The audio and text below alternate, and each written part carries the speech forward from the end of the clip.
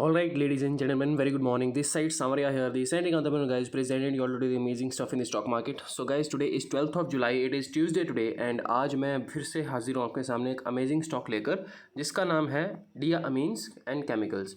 So guys, ये जो stock है ध्यान से देख लेना, ये सिर्फ BSE में अवेलेबल है. ठीक है, तो इसके ऊपर हम अभी थोड़ी सी चर्चा करते हैं.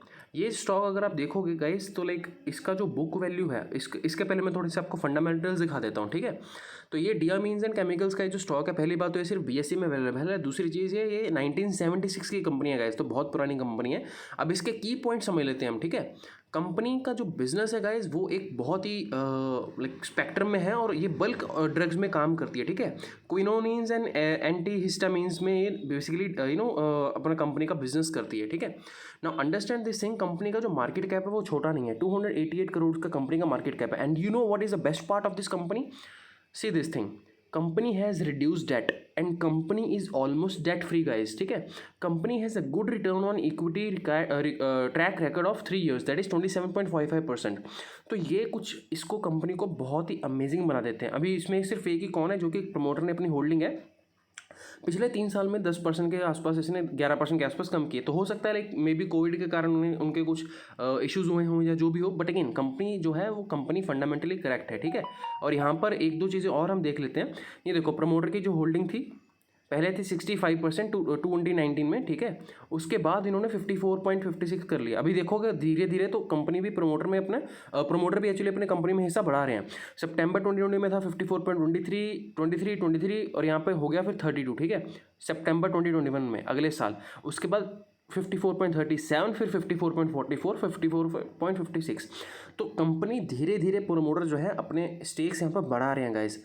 और यहाँ पर मैं आपको सिंपल सी हिदायत दूंगा. तो ये जो कंपनी है, ठीक है, जो केमिकल सेक्टर में बेसिकली डील करती है, आप इसके अंदर थोड़ी सी नज़र रख सकते हैं. तो यह है इसका वीकली चार्ट गाइस. ठीक है, वीकली चार्ट में अगर आप देखोगे यहाँ पे आपको नज़र आएगा कि इसने एक्चुअली 2022 में मेरे ख्याल से जनवरी का महीना, ये लास्ट वीक में एक ब्रेकआउट देने की कोशिश की थी. और इसने लास्ट टाइम यहाँ पर भी ब्रेकआउट देने की कोशिश की थी 8वें महीने में. ठीक है, तो 2 बार इसने जो ब्रेकआउट दिया वो फेल हो गया. ठीक है, उसके बाद अभी यहाँ पे फिर से कंसोलिडेशन कर रहा है. तो अगर आप इसमें एक मोटा मोटा रेंज समझ कर चलोगे बॉस, तो आपको ये चीज़ समझ में आएगी कि कंपनी जो है इस रेंज में चल रही है 250 से आसपास, करीबन 300 के बीच में. ठीक है, तो अगर आपको ये स्टॉक एक्यूमुलेट करना है तो आप इसको एक्यूमुलेट कर सकते हो. करंटली इसका प्राइस चल रहा है 294. ठीक है, तो मुझे एज पर टेक्निकल एनालिसिस जहाँ तक मैं समझ पाया हूँ बॉस, तो कभी भी कोई भी स्टॉक अगर एक्यूमुलेट हो रहा है तो उसको यहाँ पर एक्यूमुलेट करो. और यहाँ पर इसका स्टॉप लॉस थोड़ा सा बड़ा लगाने की मैं कोशिश करूँगा.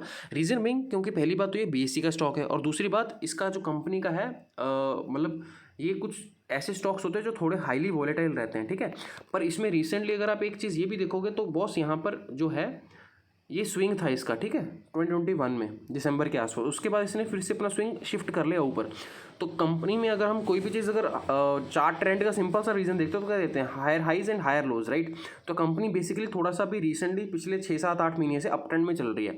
ये देखोगे अगर ऊपर गया, थोड़ा सा लो लगाया यहाँ पे, फिर से ऊपर गया, फिर से यहाँ पर है. तो यहाँ पर इसका लो और इसका लो ऑलमोस्ट थोड़ा सा हार्डली 5-6-7% का फर्क होगा. अभी यहाँ से अगर ये ब्रेकआउट देता है तो ये वाला जो हाई है गाइज, ये तोड़ने वाला है. ठीक है, 325 के लेवल्स इसमें रिसेंटली आ जाएंगे.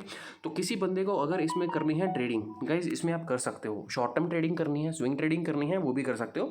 इसके जो टारगेट्स हैं 325 से 350 तक के मेरे को लग रहा है आने वाले लाइक मैक्स टू मैक्स 3 से 4 महीने में, 1 क्वार्टर के अंदर आ जाएंगे. ठीक है, पर मैं इसमें आपको ट्रेडिंग की सलाह नहीं दे रहा हूँ. मैं आपको बोल रहा हूँ बॉस, इसमें करो आप इन्वेस्टमेंट. रीज़न क्यों बोल रहा हूँ, क्योंकि स्टॉक का जो फंडामेंटल है, स्टॉक का जो चार्ट पैटर्न बनना है लंबे समय का, ये मेरे को बहुत पसंद आ रहा है.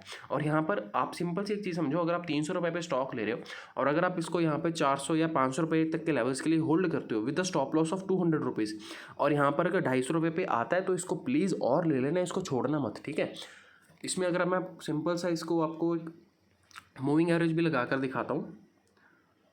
ये देखो 50 मूविंग एवरेज जो है वीकली पे सपोर्ट ले रहा है. ठीक है, और मूविंग एवरेज अगर 200 की बात करूँ, ये देखो हमें हमेशा से पढ़ाया जाता है कि जब भी एक गोल्डन क्रॉसओवर हो, तो गोल्डन क्रॉसओवर इसका आया था 2016 में, ठीक है। उसके बाद से आज तक इसने कभी भी 200 मूविंग एवरेज को टेस्ट नहीं किया है। तो हर एक स्टॉक का गाइस एक बिहेवियर होता है। कुछ स्टॉक्स जो होते हैं वो 50 मूविंग एवरेज को रिस्पेक्ट करते हैं, कुछ स्टॉक्स जो होते हैं वो 100 मूविंग एवरेज को रिस्पेक्ट करते हैं, कुछ स्टॉक्स जो होते हैं 200 DMA को, डेली मूविंग एवरेज को सपोर्ट करते हैं। इसका जो स्टॉक का ट्रेंड है, जहाँ तक मैं समझ पाया हूँ, ये कभी भी लाइक 50 मूविंग एवरेज के पास आता है, जब भी अपनी वीकली एवरेज के पास, तो वहाँ से उसके आसपास ही लपेट कर इसको फिर से घुमाया जाता है, ठीक है। तो इसको अगर आप देखोगे तो फिर से देखो यहाँ पे ऊपर नीचे यहीं पे कर रहा है, तो बेसिकली इसका एक्यूमुलेशन जोन भी यही है। और जितने लोगों को टेक्निकल एनालिसिस आता है वो लोग ये चीज़ समझ पाएंगे कि यहाँ पर ये स्टॉक एक्चुअली रिकवरी कर रहा है डब्ल्यू पैटर्न में। यहाँ पे ऑलमोस्ट 1, 2 और 3 ट्रिपल बॉटम का भी पैटर्न बना हुआ है, ठीक है। मोर ओवर यहाँ पे डब्ल्यू का पैटर्न भी बन रहा है। ये यहाँ पे आपकी नेकलाइन भी है 300 की, 300 का एक साइकोलॉजिकल लेवल भी है बॉस। तो यहाँ पर इसका हर एंगल से अगर आप इसको देखोगे तो बॉस यहाँ पर आपको इन्वेस्टमेंट के अच्छे तरीके मिल रहे हैं। अभी यहाँ पर मैं सिर्फ एक चीज़ बोलूँगा कि बॉस स्टॉप लॉस जो है वो 200 का आसपास आपको लगाना पड़ेगा। उसका रीज़न सिंपल सा समझ लो, क्योंकि स्टॉक जो BSE के रहते हैं वो थोड़े से रहते हैं वॉलेटाइल, ठीक है। और वॉलेटाइल के साथ इलिक्विड भी होते हैं कभी कभी। इसमें अगर आप डेली का चार्ट देखोगे, you will be seeing this thing कि इसमें बहुत सारी विक्स बन रही हैं ऊपर की साइड और नीचे की साइड पे। अगर आपको मैं क्लियर करके दिखाता हूँ drawings, now you can see this thing right, कि बहुत सारी ऊपर और नीचे की विक्स हैं। एक एक दिन में देखो कितना कितना मोमेंटम ऊपर की तरफ आ रहा है। यहाँ से देखो 252 से 272, 20 रुपये का। उसके बाद यहाँ पे 255 से 278 का। तो मतलब बहुत ही ज़्यादा इसमें वॉलेटिलिटी हो रही है गाइस, ठीक है। तो आप इसमें लिमिट ऑर्डर्स लगाकर पहली तो बात इसमें काम करेंगे। रीज़न बीइंग, अगर आप इसको 5 मिनट या 10 मिनट के टाइम फ्रेम पे देखोगे, देखो ये शिनचेन स्टॉक है, ठीक है। इसमें वॉल्यूम्स बहुत ही कम आते हैं। ये देखो, इसमें हमेशा लिमिट ऑर्डर लगाकर काम करना है। इसमें मैं अगर खुद से अगर इसमें ऑर्डर बाइंग करूँगा तो मैं कैसे करूँगा मैं आपको बता देता हूँ। इसमें अगर आप देखोगे तो ये एक ऐसा एरिया है 287 286 के आसपास, जहाँ पर मोस्टली आपको स्टॉक मिल जाएगा, ठीक है। आप 285 से लेके 290 के बीच में अपने लिमिट ऑर्डर्स प्लेस कर सकते हो। जैसे सपोज करो मेरे को यहाँ पे 10,000 या 1 लाख रुपीज़ का इन्वेस्टमेंट करना है, ठीक है। यहाँ पर मैं 10-10 हज़ार के हर एक रुपये के आसपास यहाँ पर लगा लूँगा ऑर्डर्स, ठीक है। लाइक 287 पे 10,000 का, फिर 285 पे या 284 पे या 280 पे, इस हिसाब से मैं काम करूँगा। अभी एक चीज़ और देखो, हम इसको अपने फ़ायदे के लिए कैसे यूज़ कर सकते हैं। गाइज अंडरस्टैंड दिस थिंग, ये पॉइंट जो है कोई भी बंदा कभी भी ओपनली ऐसे नहीं बताएगा जो मैं आपको यहाँ पर बता रहा हूँ। तो इसको बड़े ध्यान से समझना। अभी आज क्या वार हो गया है, मंगलवार हो गया है, ठीक है। एक्सपायरी कब है बॉस? थर्सडे को। कितने दिन बचे हैं? 3 दिन, बुधवार और वीरवार, ठीक है। अगर ये स्टॉक वीरवार से पहले यहाँ से ब्रेकआउट नहीं देता है, ठीक है, तो इसमें हाई चांसेस रहेंगे कि ये एक बार फिर से इसको टेस्ट कर लेगा 280 के लेवल्स को, ठीक है। 280 या 270 पे भी आ सकता है। तो आपको तो ये स्टॉक वैसे भी लेना ही है ना। और यहाँ पर अगर आप सिंपल सा और लॉजिक देखोगे तो यहाँ पे एक ऐसे आपको ट्रेंड लाइन भी दिखती नज़र आ रही होगी और ये स्टॉक चैनल में भी चल रहा है। तो अगर ये चैनल को ब्रेकआउट करके यहाँ पे कोई कैंडल क्लोज कर देती है तो फिर तो समझ आना कि बॉस यहाँ पर अपर साइड का मोमेंटम पक्का होने के कुछ आसार लग रहे हैं। पर अगर ये स्टॉक थर्सडे से पहले ब्रेकआउट नहीं देता है और थर्सडे को अगर आपको सस्ता मिलता है कहीं यहाँ पे 280 पे या 270 पे, ठीक है, तो इसको ले लेना बॉस। और मैं बार बार बोल रहा हूँ, ये एक लॉन्ग टर्म इन्वेस्टमेंट का स्टॉक है। यहाँ पे आपके टारगेट्स जो हैं थोड़े से बड़े आएंगे। इसको प्लीज़ जल्दी मत निकाल लेना। इसमें मैं मिनिमम टारगेट्स लगाकर चल रहा हूँ नियर बाई 500 या 600 के, ठीक है। तो यहाँ पे आपको अगर आप देखोगे तो जून 2021 से लेकर लाइक 1-2 महीने तक इसमें अच्छा खासा मोमेंटम आया था, अगस्त तक, ठीक है। उसके बाद ऑलमोस्ट मतलब 2-2.5 साल हो गए हैं स्टॉक को, अभी तक इसने ब्रेकआउट नहीं किया और यहीं पे कंसोलिडेट कर रहा है। और एक चीज़ याद रखना, एक स्प्रिंग इफेक्ट होता है। आप स्प्रिंग को अगर अपनी उंगलियों के बीच में दबाओगे तो किसी भी साइड पे अगर आप उंगली छोड़ोगे, चाहे लेफ्ट साइड से या चाहे राइट साइड से, वो उड़ता हुआ जाएगा। तो यहाँ पर स्टॉक काफ़ी देर से कंसोलिडेट कर रहा है बॉस। यहाँ तक तो चलो मैं समझ लेता हूँ वॉलेटिलिटी थी, पर जिस बंदे ने इसको अक्यूमुलेट किया हुआ है यहाँ पे इतनी देर से, वो पागल नहीं है। और प्रमोटर भी यहाँ पर रिमेंबर दिस थिंग कि प्रमोटर भी अपना स्टेक बढ़ा रही है, चाहे धीरे धीरे ही बढ़ा रहे हैं पर वो स्टेक गाइस बढ़ा रहे हैं, ठीक है। यहाँ पे देख सकते हो आप, दोबारा मैं बता देता हूँ, 54.32, फिर 37, फिर 44, फिर 56, ठीक है। तो ये एक बहुत ही इंपॉर्टेंट चीज़ हो जाती है किसी भी फंडामेंटली गुड स्टॉक के लिए, और प्रमोटर जिसमें अपना फंडामेंटली स्टेक बढ़ा रहे हो, ठीक है। तो यहाँ पर आप इन्वेस्टमेंट अपना कर सकते हो। For the first easy target का 400 का तो आ ही जाएगा गाइस, इतना तो मैं डेड श्योर हो ही हूँ। पर उसके ऊपर जो 500 या 600 की मैं बात कर रहा हूँ उसको लग सकता है थोड़ा सा टाइम, ठीक है। तो आप इसमें अपने इन्वेस्टमेंट कर सकते हो, ठीक है। एंड डिस्क्लेमर ज़रूर पढ़ लेना गाइस, नीचे डिस्क्रिप्शन में उसका लिंक भी है, वीडियो है उसका बराबर एक।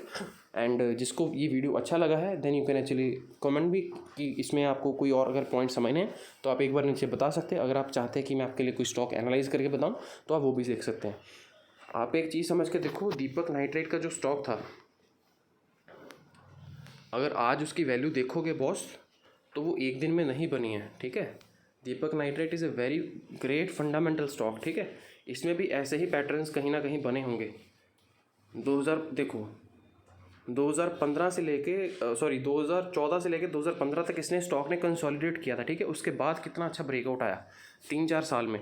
तो अगेन मैं ये नहीं बोल रहा हूँ कि ये दीपक नाइट्रेट के लेवल का स्टॉक बन सकता है या नहीं बन सकता, बिकॉज किसी को नहीं पता था बॉस कि कंपनी आगे वाले टाइम में क्या करेगी।